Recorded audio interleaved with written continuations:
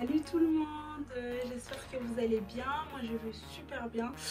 On se retrouve aujourd'hui pour une nouvelle vidéo, comme vous pouvez le constater. Donc je vais vous parler d'une histoire qui m'a vraiment touchée. Voilà, je vais aussi vous dire qu'est-ce que Dieu a fait dans ma vie par rapport à cette histoire-là. Donc voilà, comme vous l'aurez compris, ça va être une story time. Et donc sans plus tarder, c'est parti. T'es prêt ou t'es pas prêt? T'es prêt ou t'es pas prêt?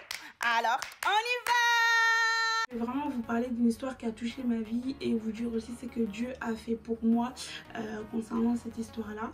Et voilà.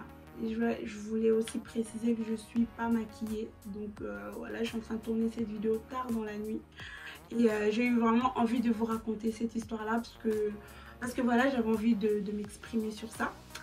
Donc c'est parti pour l'histoire. Alors cette histoire, ça s'est passé en 2013. Il faut savoir qu'en 2013, si les gens me connaissent un peu, connaissent mes vidéos, cette époque-là, c'est vraiment, il s'est passé vraiment beaucoup de choses. Donc en 2013, je suis partie de où j'habitais, donc de chez ma famille.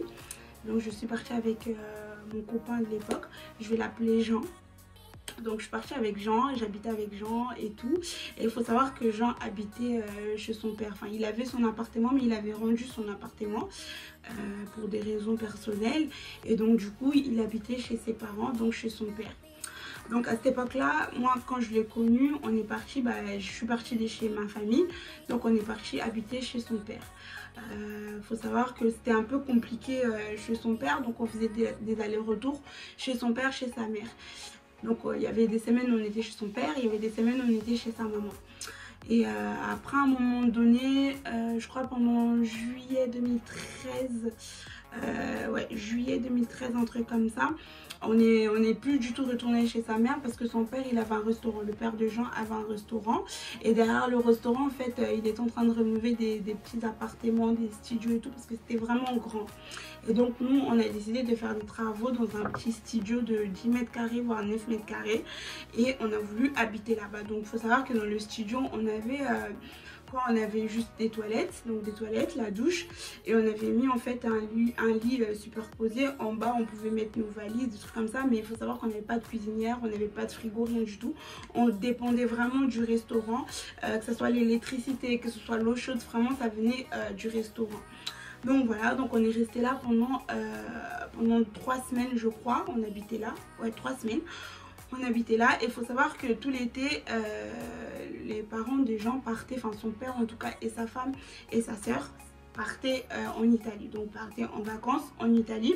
Donc ils fermaient le restaurant et donc nous on n'allait pas partir avec eux, on faisait pas partie du programme et nous on allait rester donc dans notre petit studio.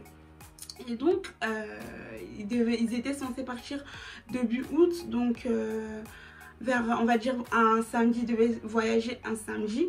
Et donc nous, vendredi, on est sorti avec Jean, on est parti sur Paris voir ses amis et tout. En revenant, en fait, on se rend compte qu'ils ne sont pas là, donc le restaurant est fermé. Donc on essaie d'appeler et tout, il n'y a personne qui nous répond. Bon, on est rentré chez nous et moi j'essaie d'allumer la lumière, il n'y a pas la lumière. Je comprends pas en fait, du coup j'ai dit à Jean, on n'a pas de lumière, on n'a pas... Enfin, il n'y avait pas de lumière. Donc, on a mis la lampe torche et tout. Il essaie d'appeler son père, il répondait pas. Bon, on n'a pas compris. Il me dit, toi, tu restes là. Je vais aller voir chez eux parce qu'eux, ils avaient une maison un peu plus loin du restaurant. Mais c'était dans la même ville. Donc, il est parti. Il m'a dit, tu restes là. Je vais aller voir. Moi, j'ai dit, vas-y, tu vas pas me laisser ici toute seule. Il n'y a pas de lumière, il n'y a rien du tout. Moi, je viens avec toi. Donc on est parti, on a sonné, il n'y avait personne, personne ne nous répondait. Du coup je lui ai dit non mais attends, ils sont pas partis en Italie sans nous, enfin c'est pas possible, enfin, sans nous dire qu'ils sont partis en Italie, c'est pas possible. Ils étaient censés partir demain, donc là normalement ils devaient être là en fait, c'est pas possible qu'ils soient partis sans nous le dire. Du coup on a attendu, on a appelé son cousin et son cousin il nous apprend que ouais non ils sont partis, ils sont passés là chez nous pour nous dire au revoir et tout, et je devais donner quelques affaires en fait pour ma mère parce que la mère de son cousin était en Italie. Donc enfin et en Italie, elle n'est pas décédée, donc elle était en Italie, elle est en Italie. Et donc voilà, donc je devais donner des affaires pour ma mère et ils sont passés me voir et ils sont partis en Italie.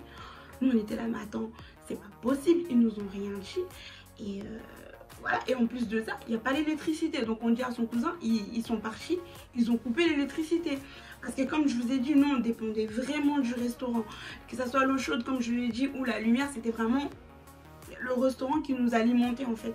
Donc là, ils ont fermé l'électricité, ils ont coupé l'électricité du restaurant. Donc nous, on n'avait pas d'électricité. Donc Jean, il a pété les plombs, il s'est énervé et tout, il a dit c'est pas possible et tout, ils peuvent pas nous laisser comme ça, sachant que je suis pas tout seul, enfin je suis avec ma copine et tout, il peut pas me faire ça. Mais bon, c'était trop tard, même si il était énervé, on allait rien faire. Donc on est resté dans cet appart, enfin dans ce studio là de 10 mètres carrés, sans électricité, sans rien du tout. Et il faut savoir qu'à cette époque là, Jean, il avait pas de travail. Donc on n'avait pas l'argent, donc on mangeait vraiment, on dépendait vraiment de son père. On mangeait au restaurant, on faisait tout avec le restaurant. Donc ils étaient censés partir samedi et nous laisser un peu à manger, un peu d'argent. Donc ils sont partis vendredi sans rien nous laisser, donc il n'y avait vraiment rien. Et on s'est retrouvés du jour au lendemain sans en manger, sans électricité, sans rien du tout dans cet appart de 10 mètres carrés. Et c'était l'été, il faisait tellement chaud. Et c'était horrible. Donc la nuit c'était vraiment horrible, il faisait chaud. Donc on est resté comme ça. Le lendemain matin, on ne savait pas quoi manger. Donc bah écoute, on se regardait. Et il m'a dit bah attends, je vais aller voir un voisin, parce qu'il y avait des voisins à côté du resto parce que lui il a grandi là, donc il connaissait un peu les voisins et tout. Il me dit je vais aller voir le voisin s'il peut me prêter un truc à manger, enfin nous donner un truc à manger ou me prêter de l'argent. Je vais prendre quand je serai genre payée. Et donc enfin payé parce que par rapport à la CAF en fait, parce qu'il avait les RSA à l'époque, mais là il n'avait pas encore reçu son RSA. Et donc il va voir le voisin lui dit moi là ce matin j'ai rien, mais je peux que vous donner des boîtes, des conserves et tout pour que vous puissiez tenir cette journée ou même 2 jours, mais vraiment j'ai pas d'argent. Et il lui dit s'il te plaît regarde jusqu'à ce soir si tu as l'argent, parce que moi je suis payée dans une semaine. Dans une semaine je pourrais te rembourser. Il a dit ok ce soir je te dis, mais en attendant prenez des boîtes de conserve. Bon, après quand je dis le matin, on s'est réveillé, il était 11 h, un truc comme ça. Donc on pouvait déjà manger un truc consistant et tout. Donc du coup, il lui a donné des boîtes, des raviolis, c'était quoi, du cassoulet. Et je sais plus, je me rappelle plus très bien, mais je crois que c'était raviolis et cassoulet que je me rappelle très très bien. Et sachant que moi, j'aime pas le ravioli. Et j'aime pas du tout le cassoulet, enfin, j'aime pas. Surtout le ravioli, je déteste. Et donc bah là, j'avais pas le choix. Du coup, on n'avait pas l'électricité pour faire à manger. On a fait il a cassé une chaise en bois. On avait deux chaises en bois en fait à l'extérieur. On avait une cour. Il a cassé ça. Il a allumé le feu. Vous savez, comme au bled ou pour faire les barbecues. Enfin, il a fait ça pour qu'on puisse faire à manger quand même. Donc on a fait à manger, il a mangé, moi j'ai pas beaucoup mangé et je me sentais pas bien, j'étais ballonnée, j'étais pas très bien. Je pensais que c'était par rapport à la nuit, mais en fait j'avais la nausée, j'étais pas très bien cette journée là, je me rappelle, j'étais pas bien, du coup j'ai pas mangé. Après Dieu merci, le soir le voisin il est venu nous voir, il nous a donné 20 €. Il a dit bah, est-ce que 20 € tu peux tenir jusqu'à la semaine prochaine. Il a dit ouais, il est temps juste d'acheter 2-3 trucs à manger et tout. De toute façon les autres soirs il avait vu avec son pote, on pouvait aller manger là-bas chez son pote le soir. Donc on me donne 20 € et moi en attendant je me sentais vraiment pas très bien, j'étais vraiment ballonnée, comme je vous ai dit, je me sentais mal. Et 2 jours passés, je suis partie faire je me sentais tellement pas bien et je le raconte dans ma story time où j'ai dit que je suis recherchée par la police. Je raconte comment j'ai découvert que j'étais enceinte. Donc je suis partie là-bas, j'ai découvert que je suis enceinte dans une planning familiale en fait. Et je vois que je suis enceinte de quelques semaines et tout. Et voilà, je me suis dit bon bah pourquoi je suis enceinte. Enfin, en fait pourquoi je suis enceinte là maintenant, sachant que j'habite dans un 9 mètres carrés, j'ai pas d'argent. Pourquoi je suis enceinte, enfin pourquoi Dieu a permis que je puisse être enceinte. Après il faut savoir que on se protégeait pas, donc c'était sûr que j'allais tomber enceinte, mais je m'attendais pas que ça puisse arriver là en fait. Donc bon, c'est pas grave. Et j'étais vraiment très dégoûtée d'être enceinte, j'étais énervée, mais bon c'est pas grave, on a fait avec. Et après il a été payé les RSA, il a eu les RSA. Donc on a fait des 2-3 petites courses, on a un peu survécu pendant 3 semaines avec un peu d'argent et tout, sans électricité, toujours sans l'eau chaude. Et comme j'ai dit, Dieu merci, c'était l'été, on pouvait se doucher avec l'eau froide, mais même si l'été, moi je suis quelqu'un, même l'été je me douchais avec l'eau chaude quoi. Donc c'était pas facile, mais bon, on a surmonté ça et tout, et ça fait que Jean, ses parents arrivent. Donc son père il arrive de l'Italie après 3 semaines, là vraiment je saute. Fin août, son père il arrive, donc il pète les plombs avec son père, il s'énerve, il dit à son père c'est pas possible, pourquoi tu nous as laissé comme ça, tu nous as laissé sans les électricités, tu savais que j'étais pas tout seul et tout, c'est quoi ton problème? Franchement ça a pété, ces deux personnes qui ont vraiment un fort caractère et vraiment ça a pété de partout, j'étais vraiment pas bien, moi je me sentais pas bien, je me sentais pas à ma place. Et son père il a dit oui mais non, moi je pouvais pas te laisser là avec cette fille, déjà je ne la supporte pas, en plus elle est mineure parce que j'avais 17 ans à l'époque, donc elle est mineure, moi je peux pas, donc tu prends tes affaires, tu te casses avec ta copine, je veux plus vous voir. Donc il nous met dehors, du jour au lendemain comme ça il nous met dehors. Moi je pensais même qu'il allait se remettre en question, s'excuser et tout, mais en fait non, il dit tu prends ta copine, tu prends tes affaires, vous vous cassez et tout, je vais pas vous voir et tout. Et voilà, moi j'étais mal, j'ai dit putain on va aller où?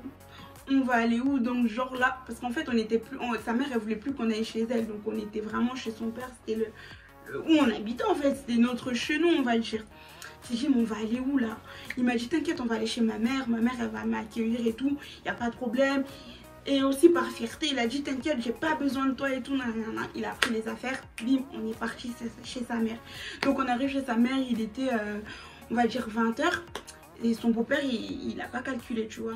Il nous a laissé là, sa mère, on a expliqué un peu à sa mère elle était un peu malade et elle savait pas trop ce qui se passait, enfin elle était vraiment en dépression, donc elle était vraiment très malade. Donc elle a dit bon bah ok vous restez là et tout, elle n'était pas elle-même, donc elle nous a dit vous pouvez rester là. On est resté là pendant 2 nuits et un soir comme ça on mangeait et tout et son beau-père il me demande toi t'as quel âge? Je lui dis bah moi je savais pas trop si je devais lui dire que j'avais 17 ans ou pas, et on n'avait pas débriefé avant si je devais lui dire que je suis majeure ou pas tu vois. Parce que déjà il faut savoir que là je vais avoir 25 ans et en plus là je suis sans maquillage, j'ai fait vraiment gamine. Mais imaginez quand j'avais 17 ans, genre je faisais 12-13 ans, enfin c'est pas pour exagérer mais c'est vrai. Et donc il me demande mais toi tu fais vraiment enfant, t'as quel âge? Je lui dis j'ai 17 ans. Il me fait ah bon t'as 17 ans, t'es mineure? Je lui dis oui je suis mineure et tout, enfin moi pour moi ça posait pas de problème tu vois. Mais en fait là il s'énerve d'un coup, il me dit mais ça va pas, il dit à Jean mais ça va pas, pourquoi tu ramènes une mineure chez moi, tu veux me créer des problèmes? Il me demande tes parents sont où et tout, j'essaie d'expliquer un peu ma situation, il voulait rien comprendre, il voulait rien entendre. Il a dit mais je veux pas de toi ici chez moi, vous sortez, là tu finis de manger, vous sortez, je veux pas de vous, mais tu me prends pour un con, tu ramènes une mineure ici, et s'il y a la police? Après avec du recul je comprends qu'il voulait se protéger et tout, donc bon c'était pas un problème, mais sur le moment je me suis dit mais attends le mec il se prend pour qui, même si on est chez lui mais il n'y aura pas la police qui va venir. J'étais vraiment très énervée et Jean aussi il a pas compris, du coup ça a pété avec son beau-frère, avec son beau-père, il s'est vraiment très énervé. Donc c'est là que les problèmes vraiment commencent en quelque sorte. La galère commence, la vraie galère. Quand je vous dis, mais vraiment, c'est la galère. C'est vraiment la vraie galère qui commence parce que là, on s'est retrouvés dehors. On ne pouvait pas aller chez son père. On ne pouvait pas rester chez sa mère. Donc, on est resté là au parc. Il y avait un parc devant chez eux, chez sa mère. Donc, on est resté là. On se regardait. On se disait, mais on va faire comment? On va aller où? On avait nulle part où aller en fait, on est resté là jusqu'à voir 3 h du matin. Et à son pote en fait, il vient nous voir, il nous dit pourquoi vous êtes là et tout, on lui dit on a nulle part où aller et tout. Il me dit moi je peux pas vous accueillir chez moi parce que déjà j'habite avec mes parents et tout, c'est chaud, mais je sais que dans ma cave j'ai un matelas et tout, pourquoi vous passez pas la nuit dans la cave? Je dis mais attends, dormir dans la cave quand même. Faut savoir que moi j'avais déjà dormi dans la cave avant, mais ça avait rien à voir, c'était parce que c'était une autre histoire. Mais je me t'ai dit mais jamais j'allais plus jamais dormir dans une cave, tu vois ce que je voulais dire. Et là il nous propose d'aller dormir dans la cave. J'ai fait la meuf, j'ai dit mais c'est pas possible, moi je dors pas dans la cave, hein. Je préfère dormir là et tout, dehors et tout, au parc, mais je veux pas dormir dans la cave.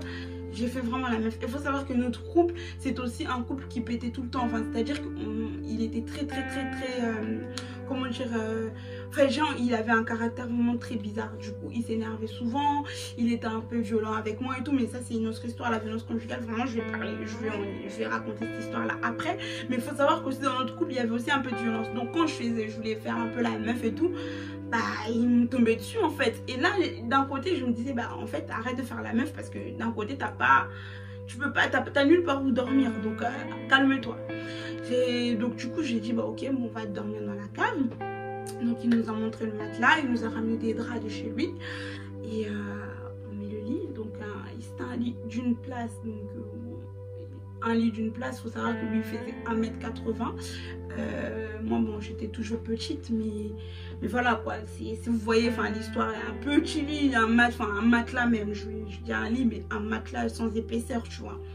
On met ça dans la cave et tout, il faisait froid et on a dormi là. Une nuit on a dormi là, le lendemain ben il a appelé sa mère pour savoir si son beau-père il était parti. Sa mère elle lui a dit ouais tu peux venir. Donc le lendemain matin on a parlé avec sa mère. Elle nous a dit là moi je ne pouvais plus dormir ici. Mais si vous voulez le matin vous montez. Quand il partait vers 6 h du matin. Vous montez vers 6 h du matin. Comme ça vous vous douchez, vous mangez un peu, vous restez la journée ici. Mais les soirs vous ne pouvez pas dormir là. Du coup, ben, il a dit ouais c'est pas grave et tout, je vais trouver où dormir et tout. Mais du moment où on peut prendre une douche, on peut manger ici, c'est bon. Après, moi je pensais quand il a dit ça, moi je me suis dit bon ça va, il va trouver. Parce que moi je pouvais rien faire, de toute façon je connaissais personne, je savais pas par où commencer. Mais lui, c'était quelqu'un qui se connaissait un peu, c'était sa ville. Donc je me suis dit il va trouver quelqu'un ou un endroit où on va dormir. En fait non, lui dans sa tête on avait trouvé la cave, on allait rester dans la cave quoi. Dans toute la journée je lui dis on va faire comment, il me dit mais t'inquiète. Et donc le soir arrive, enfin la nuit arrive, il me dit bon on va dormir dans la cave. Je dis mais attends, deux nuits dans la cave c'est pas possible en fait, on peut pas dormir dans la cave. Il me dit attends mais pourquoi tu fais la meuf, pourquoi tu fais la princesse, on va dormir dans la cave et c'est tout. Et donc on retourne dans la cave. Donc on a dormi dans la cave pendant on va dire une semaine. Donc imaginez dormir dans la cave. Mais on avait, enfin moi je voyais toujours le bon côté des choses. Je me disais bon ça va, on a quand même un endroit où prendre la douche, donc ça va. Mais bon c'était pas facile de dormir dans une cave. Il y a des cafards, enfin vous voulez dire les choses, il y a des cafards, il n'y a pas la lumière, il fait froid. C'était déjà on entrait déjà au mois de septembre, donc il faisait frais. Faut pas oublier que j'étais quand même enceinte. Mais bon, je vous dis sincèrement, j'avais l'impression de ne pas être enceinte parce que je calculais même pas ça. Je pense que dans ma tête, tellement que j'étais dans une galère, du coup j'oubliais que j'étais enceinte. Et donc une semaine on est resté à dormir dans la cave. Et un matin, comme on partait à 6 h du matin, on voit comme d'habitude, on voit il y avait son beau-père, il était là, il nous attendait. Il m'a dit ouais tu vois, enfin il a dit à son agent, tu vois je savais que tu retournais ici avec ta copine. Parce que moi on m'a dit en fait en gros il y avait une voisine qui nous a vu dormir là et qui nous voyait tous les matins monter et la nuit dormir dans la cave. Elle est partie balancer que voilà il y a ton fils qui dort dans la cave et tout avec sa copine patati patata. Donc il nous a dit je veux plus vous voir ni dans la cave ni à côté de la maison. Si je te vois j'appelle la police, je veux pas te voir. Et ils se sont encore disputés et ça arrivait même que voilà presque il voulait se taper et tout à cause de moi. Enfin moi je me disais c'était toujours à cause de moi. Et donc il m'a dit je veux plus vous voir ni dans la cave. Et donc il m'a dit c'est pas grave, il parle et tout. Le soir tu vas voir il y aura le lit dans la cave, on va retourner dans la cave. Je dis ok, on va dans la cave, il n'y avait plus de matelas, ils ont enlevé le matelas où on dormait et tout, bah il n'y avait plus rien. J'ai dit mais putain mon dieu, mais qu'est-ce qui se passe, c'est quoi encore ça en fait, c'est quoi encore c'est quoi en fait. Je me disais ça va, on a trouvé la cave. Au début je voulais pas trop dormir dans la cave, mais pendant une semaine je me suis dit au moins j'ai où poser ma tête en fait. Mais en fait là on s'est retrouvés, on n'avait rien, on n'avait rien du tout, on n'avait pas de où dormir. Et là cette nuit là on est resté dehors pendant toute une nuit. Le lendemain matin on avait nulle part où aller. Et il a appelé sa mère lui a dit il est encore là et tout, aujourd'hui il travaille pas. Donc on est resté une semaine, on est resté toute une journée dehors sans manger, sans rien. Parce qu'il faut savoir que comme je vous ai dit il n'avait pas de travail. Et des fois on se retrouvait vraiment, on n'avait pas d'argent. Parce que bon les RSA c'est pas 1000 €, hein. Les RSA c'est 400 €. Et quand vous êtes dehors à ne pas faire à manger, vous n'avez pas d'endroit pour faire des provisions, des trucs comme ça, 400 € ça va très vite parce que vous mangez dehors, vous achetez des trucs dehors, achetez déjà acheter des hauts, des trucs comme ça. Donc ça passait vraiment, l'argent elle partait très très vite. Là on dirait 400 €, on dirait avec 2 semaines. Il faut savoir que le mois c'est long. Donc là on se retrouvait, on n'avait pas d'argent, on n'avait rien du tout, ni pour manger, ni pour dormir, il n'y avait rien, ni pour laver le visage, ni pour se brosser les dents. Franchement on s'est retrouvé avec rien du tout du jour au lendemain. Et c'était pas possible. Moi je connaissais pas cette vie là. En fait j'ai commencé à découvrir une vie que je m'étais jamais dit que j'allais vivre une vie comme ça. Quand j'étais avec mes parents, quand j'étais dans ma vie d'avant, je m'étais jamais dit dans ma tête que tu vas vivre une vie comme ça. C'était même pas dans mes pensées, c'était même pas quelque chose que j'avais prévu. Enfin, on peut pas prévoir de toute façon d'être dans la galère, vous voyez ce que je veux dire? Et donc, il appelle son pote, il lui dit, tu peux pas venir ici, tu peux pas venir. Il appelle 2 ou 3 potes, personne ne voulait de nous. Donc, on est resté encore une journée dehors à marcher et tout. Et le lendemain, on a dormi encore au parc, hein, dans un parc. Et on est resté encore dans un parc. Enfin, c'était vraiment la vie des SDF en fait. On est resté encore dans un parc. Il faisait froid, j'avais juste un manteau que sa mère m'avait donné. Et voilà, lui il était là avec moi et tout. On est resté encore dans un parc. On a dormi une nuit dans un parc. Et vers 6 h du matin, sa mère l'appelle, lui dit tu peux venir, il est parti au travail, venez vous doucher et tout. Et il est parti au travail. Je suis partie, j'étais trop contente, on s'est douché.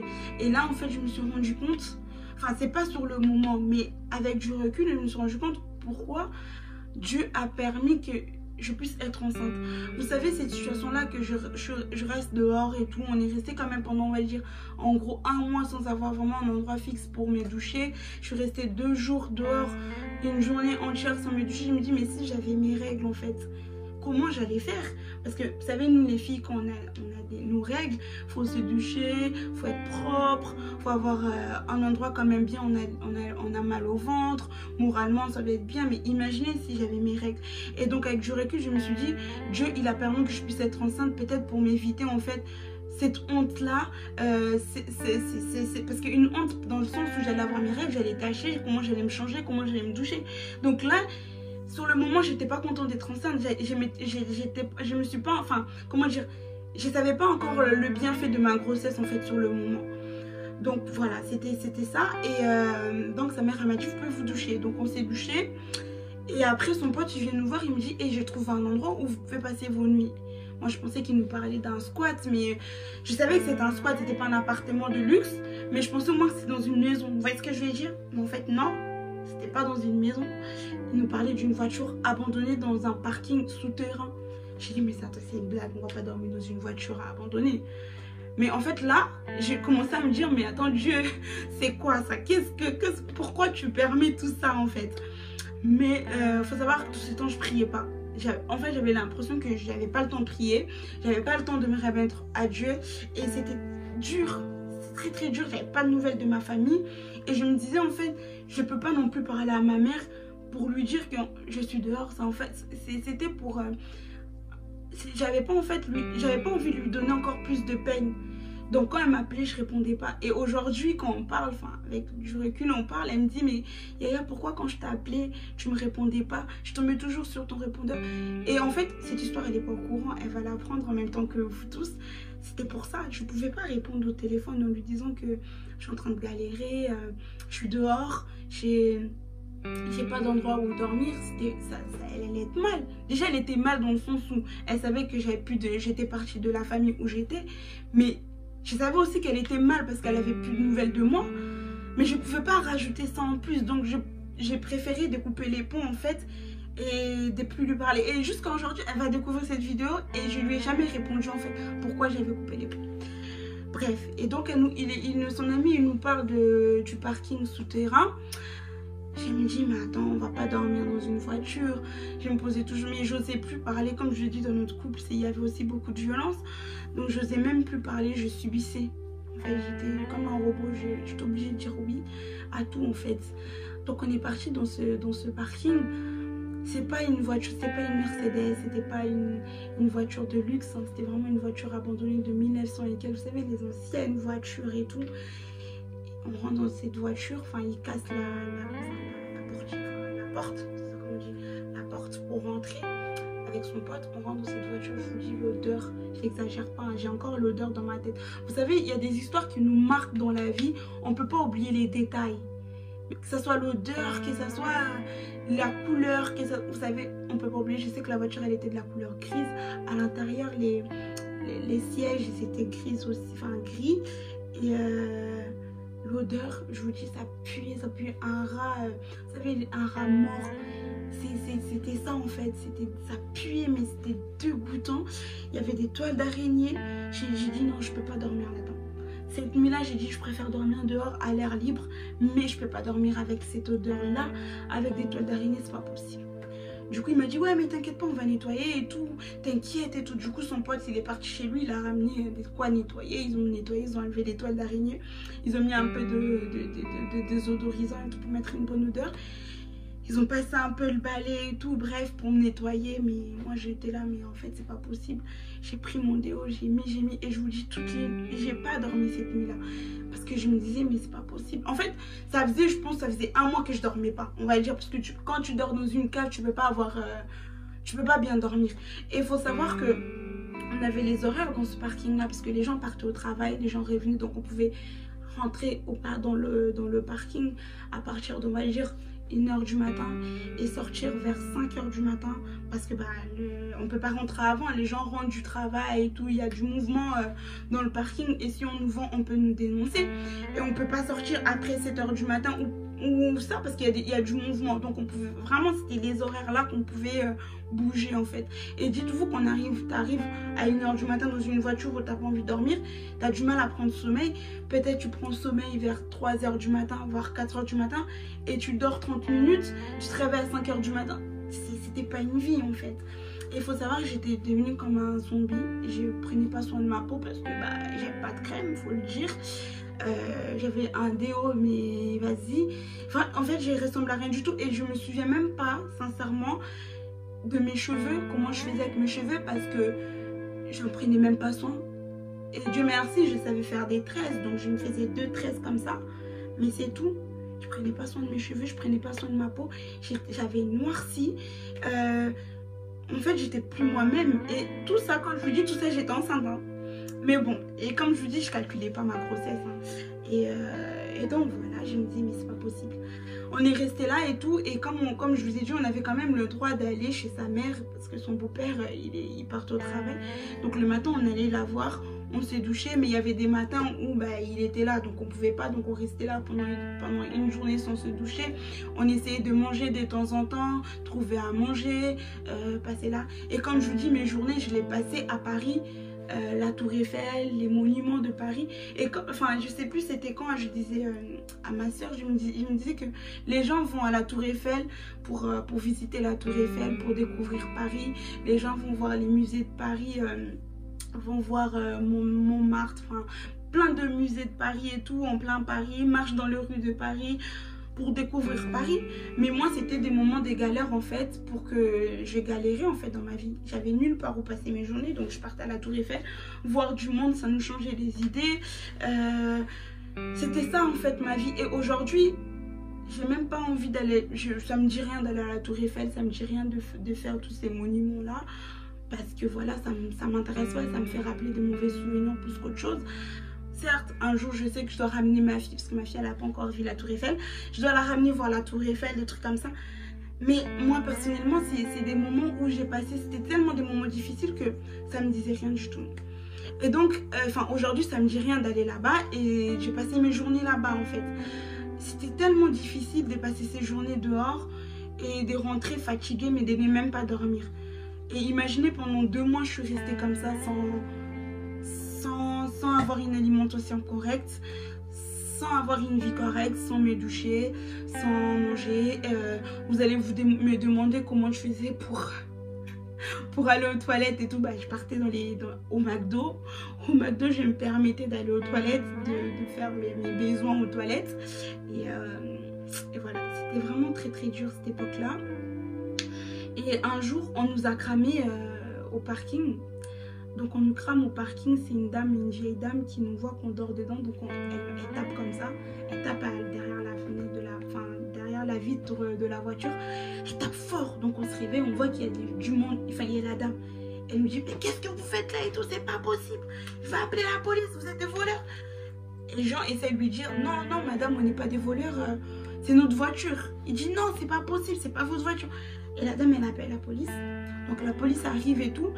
Nous dit vous pouvez pas dormir là, si on vous voit là, on va vous arrêter, vous ne pouvez plus rester là et tout. Elle raconte, la police nous dit en fait plein de choses. Et là je me dis mais en fait non, encore rebelote à se retrouver dehors en fait, c'est pas possible, c'était pas possible. On s'est retrouvés dehors, cette journée là je me souviens, on marchait. Je sais que cette story time elle va être longue, mais franchement j'ai pas envie de la faire en 2 parties. Donc je vais la faire vraiment longue parce que j'ai envie de raconter cette histoire là parce qu'elle est longue en fait. Bref, je vais essayer de faire aussi en bref, d'accord? Parce que là je pense que ça fait déjà plus de 30 minutes que je parle. Mais voilà. Donc en fait on marche et tout. Cette journée-là, on a appris qu'on n'avait plus de voiture où dormir, il y avait la police et tout. On marche. Et on arrive à un arrêt de tram. Je me pose, je me dis, c'est pas possible. Aujourd'hui, je ne peux plus dormir dehors. Je ne peux pas dormir dehors. Il faut que tu fasses quelque chose. Et je me dis, mais attends, j'ai un Dieu. Et là, en fait, j'ai l'impression que j'ai repris conscience. J'ai eu l'impression que j'étais perdue et je commence à retrouver mon chemin. Donc je me dis en fait il y a un Dieu qui existe. Et donc j'ai fermé mes yeux dans cet arrêt de tram. Je me vois encore là en train de faire cette prière là. Je me dis attends, tu m'as pas créé pour ça. J'ai dit à Dieu, j'ai dit tu m'as pas créé pour vivre ça. En fait si tu savais que j'allais vivre tout ça, pourquoi tu ne t'as pas permis que je puisse mourir?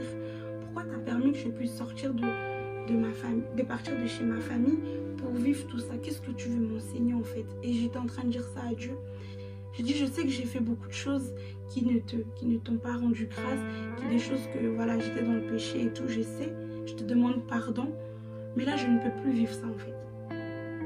Et je peux pas continuer comme ça.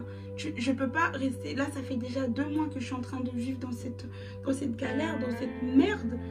Je ne peux pas en fait, je ne peux pas me laisser comme ça, tu ne peux pas me laisser comme ça. Si tu savais que j'allais vivre tout ça, fallait pas me laisser en vie. Je préfère mourir que vivre tout ça. Et cette nuit, je ne veux pas dormir dehors. Je ne veux pas, je préfère, je veux pas dormir dehors. Si je dors dehors, je ne sais plus si je vais continuer. Et en plus, j'ai dit à Dieu, pourquoi tu m'as mis cet enfant dans mon ventre? Pourquoi j'ai un enfant dans le ventre où je ne sais même pas où je veux l'élever? Je ne sais pas si je vais avoir une maison plus tard. Pourquoi tu as permis ça? Pourquoi en fait tu as permis que je puisse être enceinte dans ce genre de moment? Donc là, quand j'ai fini de faire cette prière là, je dormais dehors, hein.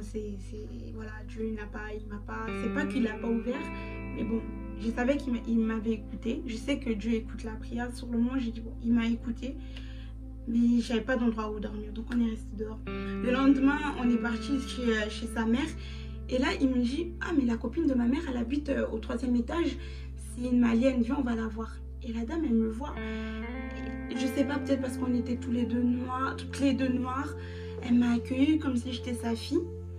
Elle m'a dit ma belle, qu'est-ce que ça va et tout. Je lui dis oui. Elle me dit t'es enceinte, on m'a dit que t'étais enceinte. Je lui dis elle me fait t'es partie voir un médecin, est-ce que, elle m'a posé plein de questions. Je lui dis non, depuis que je suis enceinte j'ai vu aucun médecin, je sais même pas si mon bébé va bien, je sais pas, donc j'ai vu personne. Elle me dit attends, elle m'a écrit un numéro de téléphone et le nom de la sage-femme. Elle me dit tu vas là-bas, la dame elle va te prendre, elle reçoit des gens comme toi, enfin qui sont dans la galère et tout. Va là-bas, elle va prendre soin de toi, elle va prendre soin de ta grossesse. Je dis ah d'accord, ok merci. Est-ce qu'elle va demander de l'argent, un truc comme ça? Elle m'a dit non c'est gratuit, vas-y tu vas voir. Donc on est parti voir la dame, et vous savez quand Dieu commence à agir dans ta vie, ça commence petit à petit. Et donc ça a commencé par cette dame malienne. Déjà elle a ouvert une porte pour que je puisse voir cette sage-femme. J'arrive, c'est la sage-femme. Je vous dis, ça faisait 2 mois qu'autour de moi, il n'y avait que des gens mauvais. Des gens mauvais, des gens qui ne m'aidaient pas, enfin, les gens qui n'étaient pas là pour nous. Et cette dame, je ne la connaissais pas, c'était une blanche, la sage-femme. Quand elle m'a vue, elle m'a dit, mais ma fille, t'es trop... Enfin, elle a commencé à me complimenter, t'es trop belle, t'es jeune, t'as quel âge? Elle m'a pris, en fait je sentais de l'amour, je la connaissais pas, c'était une sage-femme, elle était là pour voir juste ma grossesse. Elle a regardé mon bébé, elle a vu que voilà ton bébé va bien, en plus ton bébé en bonne santé, t'es sûre que t'as jamais vu de médecin? Je dis non. Je lui ai raconté un peu ma vie parce que faut savoir que moi je suis quelqu'un, j'aime trop raconter ma vie aux inconnus, pas aux gens que je connais, j'ai du mal, mais aux inconnus je raconte bien ma vie. Je lui raconte un peu ma galère. Elle me dit, ah bon, t'as vécu tout ça et t'es enceinte? J'ai dit oui. Elle me dit, moi je peux pas vous donner de logement parce que je ne m'y connais pas trop. Mais sache que si t'as un problème avec ton bébé, si t'es enceinte, tu reviens me voir et tout. Elle me donne une mallette, on donne ça aux femmes enceintes, une mallette rose. Elle me dit, tiens ça, tu sais, il y a tout dedans, ça peut t'expliquer pour comment ta grossesse, ça va grandir, il y a des trucs et tout. Je me dis, mais moi je vais mettre ça où, j'ai pas de logement. Elle me dit, tu trouveras une place, je sais que tu vas y arriver. Et elle connaissait pas Dieu, vous savez, il y a des blancs, ils connaissent pas Dieu. Donc la dame, elle connaissait pas Dieu, mais elle m'a dit, je sais que tu vas t'en sortir. Aie confiance en toi, tu vas t'en sortir. La même journée, on est parti voir, on a quitté la sage-femme, on est parti voir son pote à Paris. Et son pote, il dit à Jean, tu sais Jean, j'ai une proposition de travail, mais j'ai pas envie d'y aller j'ai pas envie de travailler dans ce truc-là. C'était être surveillant dans un collège. Il dit, j'ai pas envie d'être surveillant, tu me vois un Renoir, c'est un Renoir. Il me dit, tu me vois un Renoir dans un collège et tout, vas-y flemme. Toi, vas-y, t'as la gueule d'un Italien et tout, tu peux le faire et tout. Et Jean, il a dit, mais non, moi, j'ai pas de compétences sur ça et tout. En plus, j'ai pas d'endroit où j'ai pas de maison. Ils vont pas me prendre pour un travail. Il lui dit, mais t'inquiète, tu dis que tu habites chez moi et tout. Après, Jean, il lui dit, mais comment je dis que... comment je leur dis que j'ai trouvé cette annonce et tout. Je lui dis, c'est Pôle emploi. Ils sont pas, tu dis que c'est Pôle emploi qui t'a donné cette offre et tu y vas. Moi, je dis à Jean, vas-y, même si on n'a pas de maison, on y va, on sait jamais. Donc on appelle l'école sur place, il nous donne rendez-vous, il lui donne rendez-vous le lendemain. Le lendemain, on y va. Donc on y va en mode chemise non repassée. Il est parti en chemise non repassée. Moi j'étais là avec les mêmes vêtements que j'avais depuis 2 jours. On est parti. Et on arrive dans ce collège, c'était à Paris. Moi je l'attendais dehors, il a fait son entretien, voilà. Il revient, je lui dis alors comment ça s'est passé. Il me dit... ça va, ça s'est bien passé, mais ils vont me rappeler dans la journée. Et donc, vu que le collège, c'était pas très loin de là où sa grand-mère habitait, on est parti voir sa grand-mère. Sa grand-mère, elle m'aimait pas vraiment, mais on est quand même parti la voir parce qu'on attendait la réponse. Et là, on entend, dans la journée, son téléphone sonne. Et là, on l'appelle, on lui dit Monsieur Jean Nanani, vous avez eu le poste, donc vous pouvez commencer lundi. Et voilà, vous avez du travail. On était là. On était trop contents. Je me suis dit, mais attends, la prière, pour moi, ce travail, on l'a eu grâce à ma prière. Je sais que j'ai pas prié pendant 10 ans, j'ai pas prié pendant 1 heure. Mais juste la petite prière que j'ai faite, je sais que Dieu m'a écouté. Et sur le moment, je me suis rendu compte de ça, Dieu m'a écouté. T'as du travail, je sais qu'on va plus galérer. Parce que si tu as du travail, ça veut dire qu'on aura de l'argent. Ça veut dire qu'on aura un toit. Et c'est pas fini. On nous appelle pour le travail. Donc on était contents. On rentre dans la ville où il habitait. On rencontre un pote à lui au supermarché. Un pote de longue date. Il savait même pas qu'il était revenu en fait. Parce qu'il était parti en Bretagne apparemment. Il lui dit oui, ça fait... voilà, je suis rentrée et tout, nanani, nanana. Je suis rentrée et tout. Je suis rentrée, peut-être. En fait, là, je suis en train de voir que ça fait trop de minutes. Et je suis en train de poser la question, est-ce que je vais faire cette vidéo en 2 parties? Vous savez quoi? Là, ça fait trop de temps. Et si je continue à parler, parce que j'ai trop de choses à dire, si je continue à parler, ça peut être long. Donc, on va s'arrêter là. On s'arrête où donc, il a son travail. Je récapitule. Là, on est toujours dehors, on n'a pas de toit, mais il vient d'avoir une réponse positive du travail. Donc, il a trouvé un travail où il devait reprendre, il doit commencer lundi. Et on se retrouvait avec un pote à lui, un pote d'enfance qui était en Bretagne et qui est revenu dans leur ville, la ville où ils ont grandi. On va s'arrêter là et la prochaine fois, on va continuer et je vais vous dire la conclusion, la fin de cette histoire et vous dire en tout ce que Dieu a fait pour moi. D'accord? Donc voilà, on va s'arrêter là. En tout cas, j'espère que vous allez comprendre cette première partie. Je ne voulais vraiment pas faire cette vidéo en 2 parties, mais vu comment c'est parti, je veux vraiment la faire en 2 parties. Et si tu veux voir la deuxième partie, tu sais ce qu'il te reste à faire, commente juste, mets-moi dans le commentaire. Je veux voir la deuxième partie ou tu mets deuxième partie. Voilà. Et surtout, n'hésite pas de t'abonner, d'activer la cloche de notification pour recevoir mes nouvelles vidéos. Et surtout, ne pas oublier de recevoir la deuxième partie. Et voilà, sinon, aime la vidéo, partage-la pour les autres pour qu'ils puissent suivre ma story time et qu'ils puissent être au courant. Parce que voilà, on ne sait jamais, ils peuvent tomber sur la deuxième partie. Ils doivent d'abord voir la première partie pour comprendre. Et voilà, donc n'hésitez pas de me rajouter aussi sur mes réseaux sociaux. Je partage un peu ma vie, voilà, sur Snap, sur Instagram. Et voilà, sur ce, je vous fais plein de bisous. Je vous dis à la prochaine. Et voilà, bye!